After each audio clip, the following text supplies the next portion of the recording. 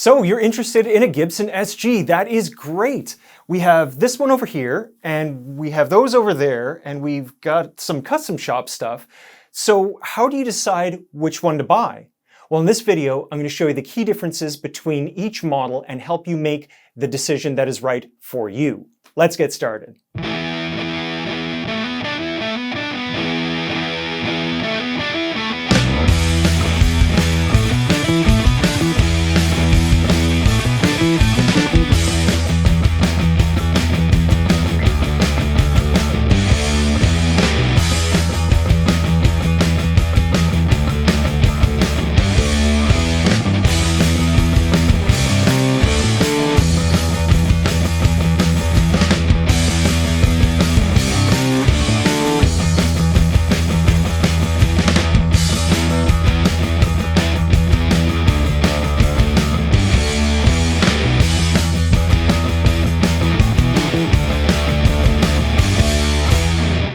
Good day, friends. Thank you so much for joining me on this video today. My name is Justin Waterfield. I work at the Toronto Long McQuade store on Bloor Street.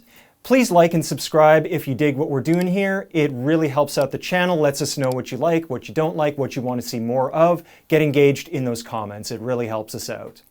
So today we are talking about Gibson SGs, the other famous model that Gibson makes. Now, I should stress, we're going to be talking about Gibsons only, not Epiphones. Now, if you guys would like to see a video about the Epiphone lineup of SGs, let us know in those comments. We're going to be talking about the differences between each of the models and the reasons why you would choose to buy one versus the other. Now, this is not a comparison video. This is a better guitar, this is a worse guitar. There is no better and worse. Each one of these models does something that the other ones don't do. And the choice of which to buy is going to be a very personal one. And that's really the point of what we're doing here, to help you make the best decision that you can. So let's establish what exactly an SG is. It is this. This is an SG Standard in red. This is the most iconic color for this. You cannot see this guitar without seeing Angus Young playing this in AC/DC. It's like one of those rock and roll archetypes, right? And I guess it's sort of impossible to talk about SGs without talking about its older brother, the Les Paul, in the Gibson product lineup. So the SG is what's known as a double cutaway body style versus a single cutaway, which the Les Paul is. What that means is the body is cut away from the neck joint, right? On the Les Paul, it's just on the one side, so you can get up into the higher frets. On this guitar, it's on both sides. Just makes the neck joint a little bit smaller so you can get your hand around it and do whatever you got to do up here. The other thing that you're going to notice versus the Les Paul is the neck joint itself, where the neck joins the body. On a Les Paul, the body joins much further up the neck, whereas an SG, it joins the body right here at the top of the neck. And what this means is the neck feels a lot further out from the body, but it gives you unfettered upper fret access. So if you're a soloist or you like to take leads, like Angus or Tony Iommi or any of those guys, you can wheedle-wee up here to your heart's content. Other than that, it does follow the standard Gibson formula. You got two pickups here. These are humbuckers. We have a tunematic bridge. We have a tailpiece. We have four knobs, 2 volumes and 2 tones, and a 3-way switch. On an SG, the switch is down here by the knobs, as opposed to up here on the top horn like a Les Paul. This is actually really, really comfortable and makes a lot of sense because all your controls, you're just reaching over here, and it's a very short distance to flip your pickups and adjust your volume controls or whatever, rather than reaching up here for one thing and down here for another like you would on a Les Paul. And we still have a 22 fret neck, which is the Gibson formula. Tone woods are all very similar, mahogany for the most part. What you're not getting on the SG is the maple cap that there is on a Les Paul, this sort of arched top glued onto this big thick piece of mahogany. The body on an SG is very flat and it's also very thin. This is much, much thinner than a Les Paul. And it also has these beveled edges. So if you're the type of person that's like, oh no, I don't like Les Pauls, they're too big and bulky and heavy, and they're just like, I can't get my arms around it, it digs into my ribs, whatever. Try an SG. They are supremely comfortable. It almost feels like you're playing nothing. It just blends into your body so nicely. It's a great experience if you haven't tried it yet. Now, there are 6 distinct SG models in the Gibson lineup.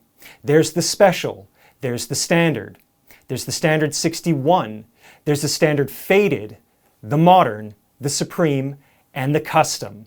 We have all of those here today and an extra little treat also from the Custom Shop. Let's see what the differences are.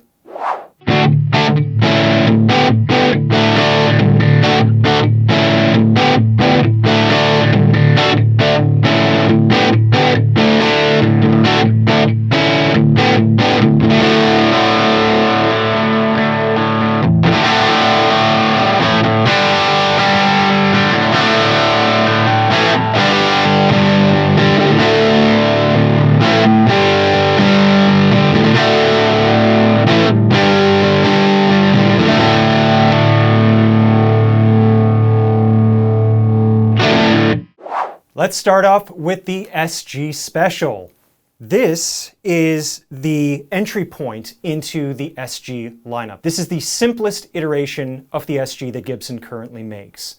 And also, this is one of the most unique. So what do we got here? We have the usual control setup, 2 volumes, 2 tones. We have the 3-way switcher, but we have some different pickups going on. These are P90 pickups, and these are single coil pickups. So Gibson is known for having their big, powerful humbuckers, which really hit an amp hard and really drive it. These are not single coils as in like a bright, sort of jangly, super clear kind of sense. These are proper Gibson single coils. These are muscular, and they have this really aggressive mid-range that lends itself well to all kinds of music. You can play jazz with them, you can play rock with them, anything that needs a lot of mid-range definition, these are your ticket. And we got 2 of them, one in the neck and one in the bridge. Speaking of the bridge, let's check this out. So we have a 1-piece bridge, and this is unique to the juniors and the specials across Gibson's lineup. Basically, we just have the tailpiece as opposed to the bridge and tailpiece setup on like the standards or anything else. And the strings wrap over the top, and that is really it. That is as simple as you can get. I love this style of bridge. I really do. I like it better than the stop bar and the Tune-o-matic. I think the less hardware you have in the way of the strings connecting to the body and transferring the vibrations into the body, the better off you are. I think it just makes the guitar so resonant and so just alive with less components in the way. I love this thing. I love the way it feels. I love the way it sounds. The last thing that we're going to talk about with the Special in particular is the neck. Now, on Gibson's website, they say this is a slim taper neck. Now, as a general rule, Gibson makes 2 neck profiles. They make the thicker, rounder, beefier 50s profile, and they make the slimmer, faster 60s profile. And this, they say, is the latter. When I hold this doesn't feel slim to me. This feels, like it's got, pretty decent shoulders on it. It's not huge like a 58 Les Paul or something, but it's not as thin as something like some of these other guitars that we got going on here, or like a thin neck like my own Firebird or something. And this really sort of points to a bigger thing that, and this is something I recommend to people all the time, definitely try guitars, if you can, before you buy them. The specs on the website can get you an idea of what to expect out of the guitar. Oh, it's got this kind of neck, it's got these kind of pickups, it's got this kind of output, and blah, blah, blah. But until you get this thing in your hands, you're not going to know what it's like to play. Like if I just read this on paper, I'd have been like, slim neck, no thank you. But when I was setting it up for this video, I was like, oh man, that's kind of beefy for a 60s neck. Always, if you can at all, try the guitar before you buy it. So, you guys heard what it sounds like distorted? Let's hear what these pickups sound like clean.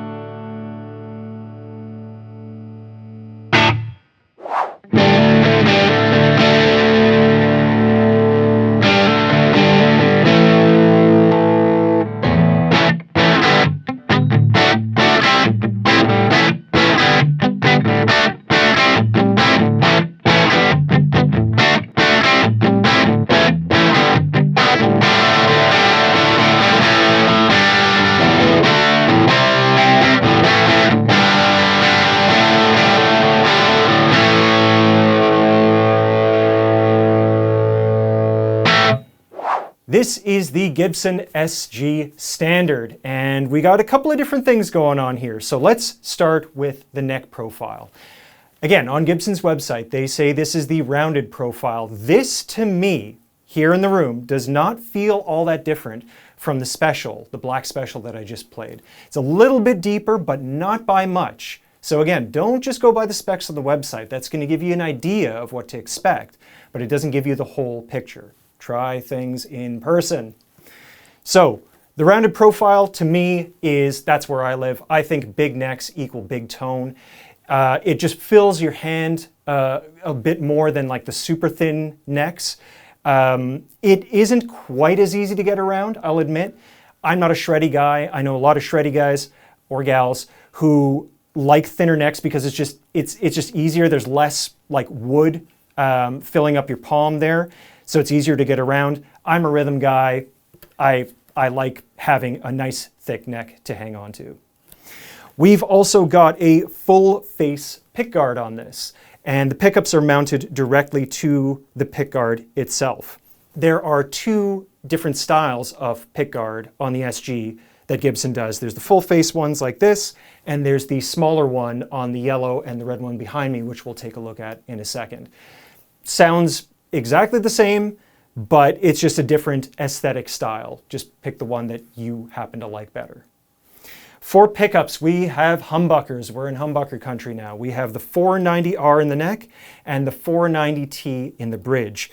These are Alnico 2 humbuckers. They're sort of medium output, about 8K if that means anything to you. The 490s, for some reason, get a bad rap from people, and I don't know where this comes from. I like the 490s. I like Alnico 2 pickups as a general statement. I know there's a lot more that goes into pickup making than just the magnets. You have to, balance that out with the correct winding and whatever other parameters there. But all that being said, the 490 rhythm and treble are really warm, but they've still got you can still hear the click of the pick. And I think that's a really delicate balance to strike. Usually I find humbuckers, specifically neck humbuckers, almost a little too woofy. There's almost too much bass there. And with the 490s, personally for me, every time I've set up a guitar with them, I never really have to go back and forth and like overcompensate for things and like super dial it in. It just kind of works and it's there, and I really like them. So there you go. Last thing we're going to talk about is these tuning machines. We have the big Diecast Grover machines. Do Grovers or Clousons or whatever, do the style of machine head make a difference to the sound? It's debatable. The Clousons are built with much lighter parts. These are big, heavy things. I don't know that it makes a huge difference in the sound, but it makes a huge difference in the feel of the tuning. These are a much finer ratio than a lot of the vintage style tuners. They are sealed, so they're never going to get full of gunk or anything like that. These should conceivably last a lifetime. I like Grovers. They're good. And Gibson likes them too. So there they are. Let's hear what this guitar sounds like clean.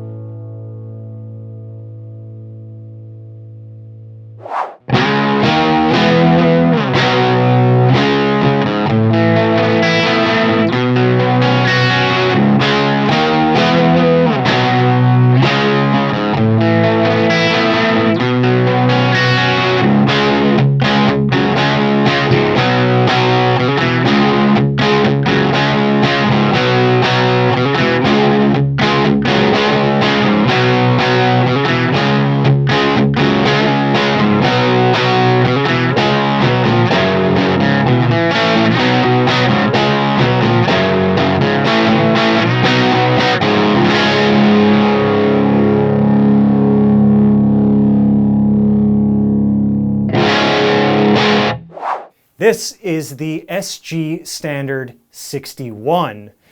This is a little bit different from the other standard that we looked at before in a couple of key ways. So we start to see a slim taper neck that feels like a slim taper neck. This is definitely on the thinner side. It's much shallower from front to back and feels like there's a lot less grip on it, which is great for players that want to get around the neck super quick. This is the neck profile for you. Now, I should say that it does fatten up towards the top of the neck. It kind of has to in a structural sense. But also, like when you're up here and you're doing your bends and this and that, that's where you can get a lot of leverage by gripping onto the slightly thicker neck profile further up here towards the body. We have, in pickup land, we have the 60s Burstbuckers, which are Alnico 5 magnets. They're sort of medium to medium hot. They are much brighter sounding than the warmer Alnico 2 pickups that we looked at on the other standard. And that's part of the reason why I chose to tune this guitar down half a step and then do drop D, I guess, for a drop C sharp, so I could play you some Black Sabbath.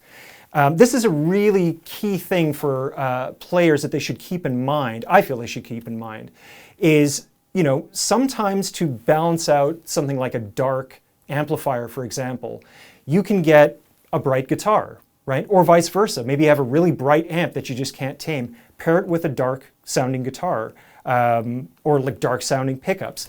This way you can create these cool combinations of tone that can be really inspiring and give you your own voice on your instrument. Speaking of voices of the instrument, we have vintage hardware, which definitely lends itself to the natural sort of acoustic quality of this guitar. We have an ABR1 style bridge, we have an aluminum tailpiece, and up here we have Clouson style tuners as opposed to the Grovers. So what does all this mean in a practical sense? Truthfully, it all works the same. You know, tuners are tuners, a bridge is a bridge, but they're made out of different stuff. And this model here, the Standard 61, is really meant to be as close to, you know, a regular SG that you would have bought brand new in 1961. So we have the lighter weight tuners with the big plastic buttons for that classic look.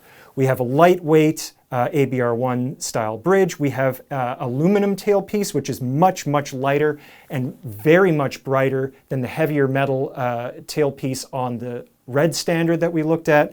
All of this lends itself to a lighter and brighter voicing, which coupled with these pickups made this particular one perfect candidate for tuning down for you for some Sabbath. The last thing we're going to talk about is this smaller pickguard. So versus the full face one that we looked at earlier, this one just covers half the face here, and the pickups are mounted into these rings like on a Les Paul. Does this make a difference to the sound? No, it does not. It is purely an aesthetic thing. Just choose the one you like the look of more. Now let's hear what this thing sounds like clean.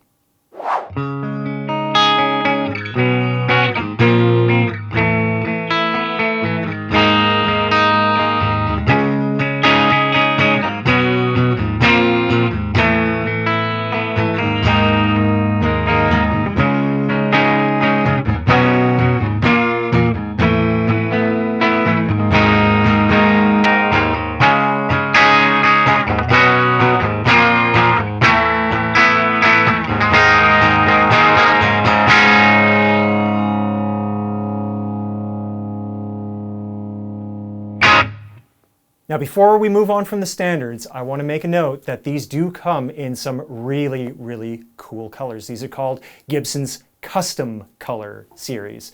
So right here we have the TV yellow. Now this is not a solid yellow, this is a sort of transparent yellow. You can see the wood grain through it. Looks like Dijon mustard. It's delicious. The other colors in the lineup are translucent teal, we have silver mist, we have Pelham blue burst, we have the classic white, and we have cardinal red burst.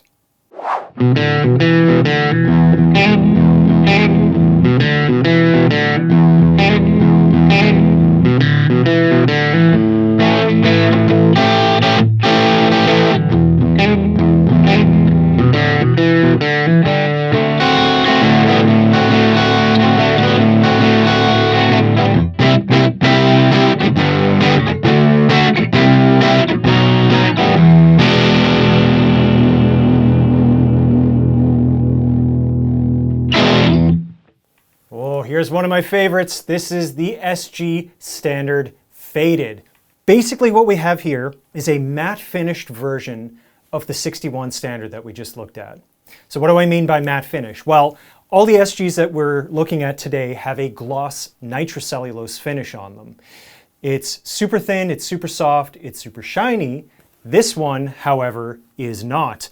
This is very much just like, it feels almost like raw wood. So basically what they do is they put a sealer coat on the mahogany, they stain it, they give it a light clear coat, and that's it. And it makes it feel like an old pair of jeans. It just, you know, there's no stickiness, there's no friction, it's just super smooth. It's a great, great feel. Really underrated model this thing is. For the pickups, we've got a set of open coil 60s Burstbuckers. Now, these are essentially the same pickups, but they're missing their chrome covers. And this does make quite a difference to the sound. Pickups by design have a magnet in them, and that's part of the mechanism by which they sense the vibration of the string.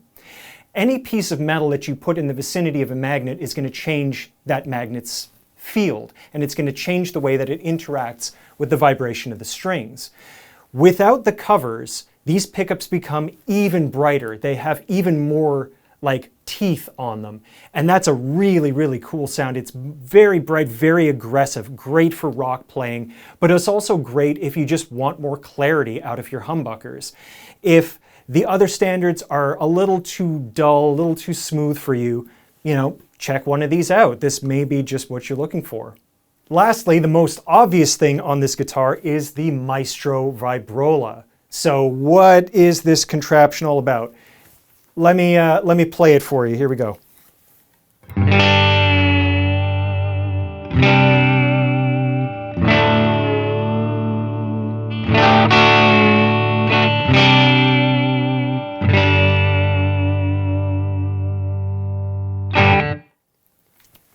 So what it does is it lets you bend the strings, but not like sort of one string at a time. It lets you bend chords, and it gives them a little wiggle. And this can lend itself to really vocal quality of your playing. Like when you sustain a note or a chord over time and you give it a little bit of a wiggle on the end, it almost sounds like the human voice, and it's a very familiar sound, and our ears just sort of latch onto it. It's a great flavor to play, to put in your music, and to play in like sort of slower songs where stuff like that might get noticed. Now, you're not going to be dive bombing and Eddie Van Halening all over the place in this thing, but it's there for just that little subtle shift. And it's very, very different from any of the other SGs that we're going to look at today that have the fixed bridge that doesn't move at all. You got to do all your work with your fretting hand. This lets you, you know, add an extra flavor that you don't get on other SGs.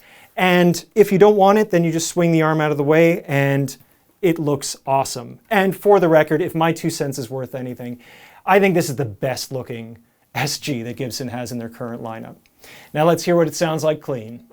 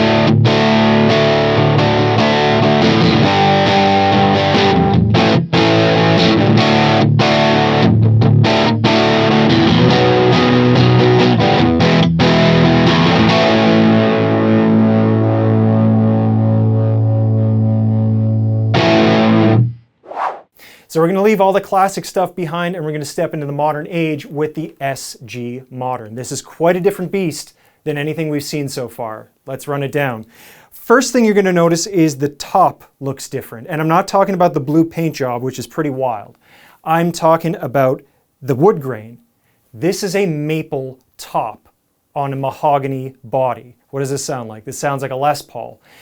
That maple top is about half and half with the mahogany back, and that gives this guitar a really bright, poppy voice that the other all mahogany ones just don't have. We've also got an asymmetrical neck profile. This is kind of hard to explain, so bear with me. When you're talking about neck profiles in a guitar, you're going to look at it head on, right? And you're going to see that there's a sort of elliptical shape to it, right? It's rounded like a pipe or a tree trunk or something like that. All these other necks that we're looking at so far are, perfectly rounded. Some are thinner, some are thicker. This is actually thicker on the bass side than it is on the treble side. So for people like me who wrap their thumbs over, this is actually quite comfortable because it just naturally fits the curvature of your hand. It's not anything that you would notice and you'd be like, oh wow, you pick it up and you're like, oh wow, this neck is asymmetrical. It just kind of feels comfortable, and if you think about it too much, you're kind of like, well, I don't feel any difference at all, but it is there. It definitely feels smaller on one side than the other, and it's just kind of pleasant to play. It's very different than the other ones, and I think it's a nice addition. On the volume knobs, we have push-pull coil taps. What do these do? Basically, it's going to split the humbucker into an alternate voicing that makes it much brighter sounding, almost like a single coil pickup. I'm not talking about the like the P90s, I'm talking like real single coils. Bright, spanky, scoop mids. That's exactly the setting that I had both of the pickups on in the intro I just played you. Very bright, almost sputtery with distortion. It's a great way to get alternate sounds out of one guitar. So if you're a studio musician, if you're a live musician whose band needs a lot of different guitar sounds, and you don't want to be swapping your guitar out for every song or for every part that you're tracking or whatever, this is a really great way to get different sounds. Hey, I need something brighter here. Cool, just pull the switch. Hey, I need a darker tone. Boom, you push it in. It's all right there, and you can stay on one guitar. Pretty cool. Last thing that we should touch on is the frets. Now, this is a minor thing, admittedly, but it is something that I noticed when I was going over this guitar in preparation for the video. What Gibson does on most of their guitars is they put binding on the side of the neck. It's decorative, but it also just feels nice, right? You don't get the fret ends protruding. It's kind of like stabbing you like a bone saw if you run your hands up and down the neck. So that's a really nice feature that, that most, if not all, Gibsons have. What you get are these little sort of nubs over and around the frets on the edge. On this guitar, I noticed that the frets go right to the edge of the fretboard, so they go over the binding. Why is this important? Well, it's such a subtle thing, and most people might not notice it, but if you're like me and you're doing a lot of big blues bends and what have you, the more room you have to vibrato, especially up here on the top E string, it's not going to get caught, right, on the binding and snag like you would on some of these other Gibsons, unless you account for that in your playing. This lets you bend and vibrato right to the edge of the fret. It's a really smooth, really cool touch. It's almost like that episode of Seinfeld where Kramer adopts that highway and he turns a 4-lane highway into a 2-lane comfort cruise. Just gives you more room to sort of mess about. It's really cool. I really like that feature. Now, let's hear what this thing sounds like clean. In the first little bit, I'm going to demo the humbuckers just as I have been in humbucker mode, and then I'm going to do the exact same thing and split the coils, and then you're going to hear the difference.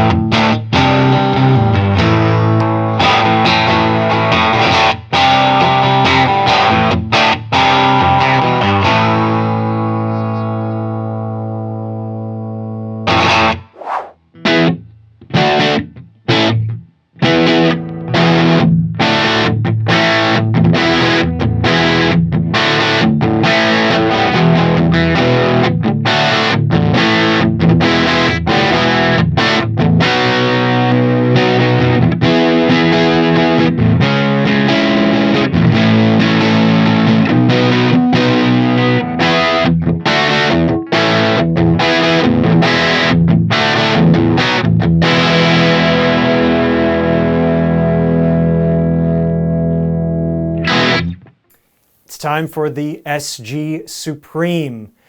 This is going to be very similar spec-wise to the SG Modern that we just looked at, but with a couple of differences. The most notable being the AAA flame maple cap. Now I hope you guys can see this in the video. This is quite a different piece of maple, and you're going to notice that there's some, tiger stripe flaming, however you want to refer to it. This is the lovely fireburst finish.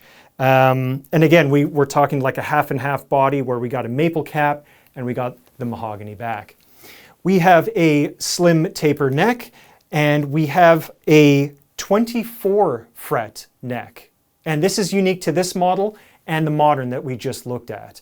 Normally Gibsons have 22 fret necks. This one adds an extra 2 frets. So if you look at the SGs that we just went through, there's a gap, there's a physical gap between the end of the fretboard and the neck pickup. On the Supreme and the Modern, that gap is filled in by the extra 2 frets. It gives you, basically the full range of the instrument. You can wheedle-wee to your heart's content right up here if you're a lead player. It's a very, very nice addition. I didn't even, realize it until it was pointed out to me, to be honest with you.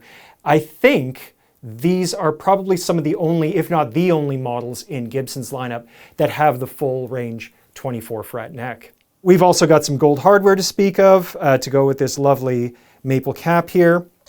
We have the coil tap push-pull switches on the volume knob, same as the Modern. A big difference here is that we have locking tuners. So what does this mean? Instead of putting the string, like when you're restringing your guitar, instead of putting it through and then winding it around the post, these have a locking mechanism on them. So you just pull the string through tight, you lock it down, you tune it up, that's it. No winding, no muss, no fuss, super, super simple. And I feel like locking tuners are largely misunderstood. A lot of people feel like locking tuners give them extra tuning stability. I can see why they would say that. That hasn't been my personal experience. It hasn't been a lot of experience from a lot of people I know. But what it does give you is much faster string changes, right? There's no winding. There's no sort of like measuring out the amount of slack and then kinking the string and then winding it up. If you are a session musician or if you're a touring musician and you break a string and time is everything and you've got to get it done instantly, putting a new string on a guitar with locking tuners is a lifesaver. Pull it through, lock it down, tune it up, boom, that's it, you're back in business. No muss, no fuss. The last thing we're going to talk about is the fretboard itself. This is an ebony fretboard, and again, this exists on the Modern as well. It's a very, very dark wood. It looks almost completely black. It is unfinished like rosewood, so you can feel the grain of the wood under your fingers when you play. But it is much, much brighter than rosewood. Rosewood can be very sort of warm and chocolatey sounding, if that means anything to you.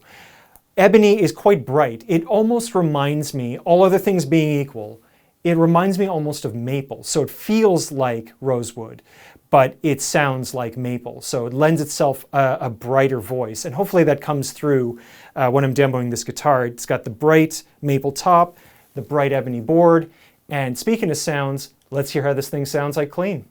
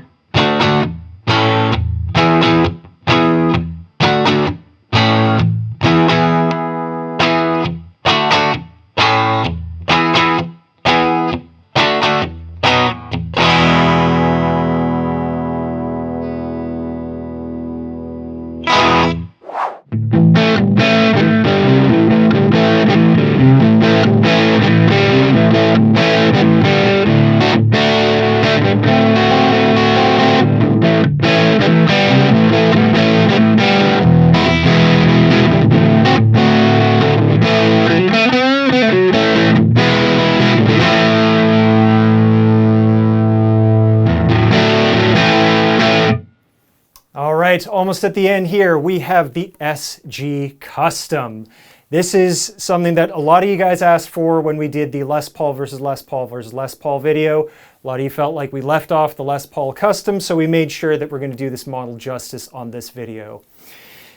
And here it is. This is the Custom. It is ebony black with the gold hardware, with the split diamond headstock. These are largely cosmetic differences. It's just a fancy tuxedo of a guitar. This particular model is definitely the heaviest SG out of all of them. I don't know whether this is a design consideration by Gibson, that they take the heavier mahogany for the custom model. I'm not exactly sure. I know from experience that Les Paul Customs tend to be quite heavy, so maybe they're doing the same thing here. Like I said, we have gold hardware, we have Grover tuners on the headstock. These are not locking tuners. We have the 5-ply binding around the headstock there, and we have the nice 5-ply pickguard. Like I said, gold hardware, no switching on this. This is just classic SG. We have an ebony neck with 22 frets. So again, back to the classic Gibson formula. This is just a really big, fat, feeling and sounding SG. There's not a huge amount of like feature difference, but this is made by the custom shop, and the quality of the materials and the quality of the workmanship is going to be a step above the Gibson USA stuff. All that being said, let's see how these pickups sound.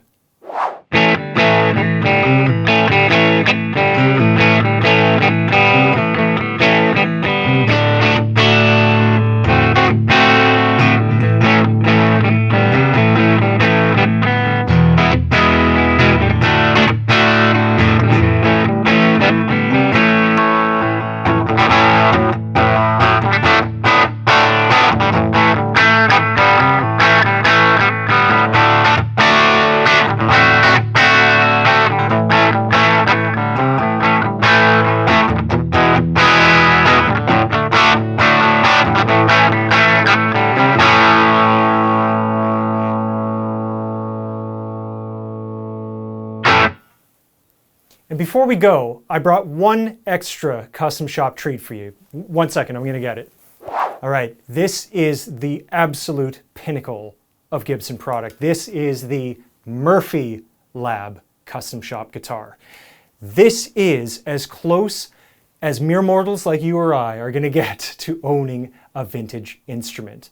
This is a custom shop build. It is historically correct in every possible way, from the neck profile to the binding to the materials to the reproduction hardware, the pickups, the small little details, and the cosmetic aging. The first thing you're going to notice when you pick up a Murphy Lab is the finish checking, right?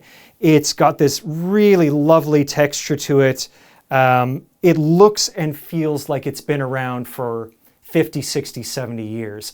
And that's really the point, right? I tell people all the time when they're like, why would you artificially age a guitar? Well, it's like denim jeans, right? Like you can buy the fresh, like crisp denim, wear them every day for 10 years, and then maybe they'll fade out to a color you like. Or you can just buy faded, comfortable denim right off the bat and wear those, and they look perfectly fine, like you've been wearing them 10 years, but without the without the actual effort of aging them in. And this very much is the same thing. It gives you an experience of owning something that has been around for ages, that has been loved and played for ages. A lot of creatives, a lot of musicians find that really inspiring, that the instrument has its own character. The instrument wants you to play in a certain way. And things like the aging and the feel of it really lend itself to that. You're almost being led by a muse, if you will. So what do we got going on here? We have this gorgeous aged Pelham blue finish. It's got all these like weather checking. It's even chipping off in some places. It's just gorgeous. All the hardware is aged. We got a Maestro Vibrola like we did on the faded standard. Yeah, like subtle things about this are really, really cool. The bevel is super wide on the pickguard. right? I don't know if you guys noticed that. That is not the case with the other pickguards. The saddles in the ABR1 two-pneumatic bridge, these are nylon saddles, which Gibson did for a while. These are not the sort of brass or whatever metal ones they use now. They're actually like, you know, hard nylon plastic, which gives it its own unique voice, and also helps the vibrato work by sending the strings through smoothly. It's got the double ring tuners. It's got this little party hat or whatever they call that inlay in the headstock. It's got a unique neck profile. It actually starts out quite small here and it tapers really quickly to something really big and beefy by the top. But even the neck joint is different, right? I've only seen this on vintage Gibson SGs, and I've had the great fortune of handling a few vintage ones from the 60s. I haven't seen this neck joint, this particular neck joint, on any other production line SG. They're quite a bit different. All of this adds up to a guitar that if you were handed this by somebody and said, what do you think of this nice old SG? You wouldn't think that, oh, this is probably aged or artificially aged or whatever. You would pick this up and you'd play the hell out of it. It is so inspiring, right? And whether that's worth the extra cost to you, that's a question only you can answer. But they're definitely worth checking out. You should head down to your local Long McQuade and ask them if they have any Murphy Labs in stock. I know my store does, and we love getting these into people's hands. They're like, why are these guitars even a thing? And then they pick them up and they hold them and they play them and they're like, ah, I get it. Even if they're like, it's not my thing, but I get it, right? Always try guitars before you buy them, if you can. Now, enough talking from me. Let's hear how this thing sounds.